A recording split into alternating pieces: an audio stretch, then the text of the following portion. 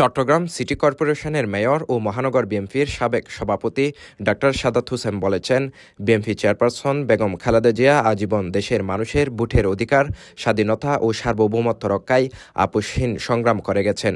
তিনি বলেন, বেগম খালেদা জিয়া স্বাধীনতা, সার্বভৌমত্ব ও গণতন্ত্রের এক অবিচ্ছেদ্য প্রতীক।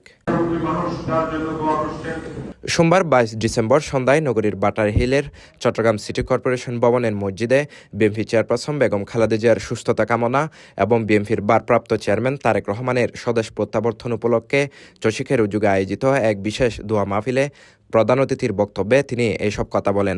আগামী 25 তারিখ বাংলাদেশের আগামী দিনের ইনশাআল্লাহ রাষ্ট্রনায়ক দেশনায়ক তারেক রহমান বাংলাদেশের মাটিতে 17 বছর পরে উনি আসবেন, ওনার পরিবার নিয়ে উনি যাতে সহি সালামতে আসতে পারেন, এই জন্য আমরা আজকে দোয়া মাহফিল আয়োজন করেছি।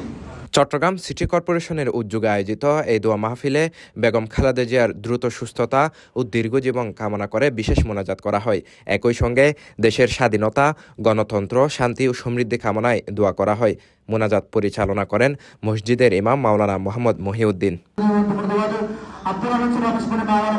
দোয়া মাহফিলে আরও উপস্থিত ছিলেন চট্টগ্রাম মহানগর বিএনপির আহ্বায়ক কমিটির সদস্য মোহাম্মদ কামরুল ইসলাম, চসিকের সাবেক প্রধান শিক্ষা কর্মকর্তা মির্জা মোহাম্মদ শহীদুল্লাহ, মহানগর বিএনপির সাবেক স্বাস্থ্য বিষয়ক সম্পাদক ডাক্তার SM সরওয়ার আলম, সাবেক দফতর সম্পাদক মোহাম্মদ ইদ্রিস আলী, মেয়রের APS মারুফুল হক চৌধুরী সহ বিএনপি ও অঙ্গ সংগঠনের বিভিন্ন পর্যায়ের নেতাকর্মীরা। CTG post, Chittagong.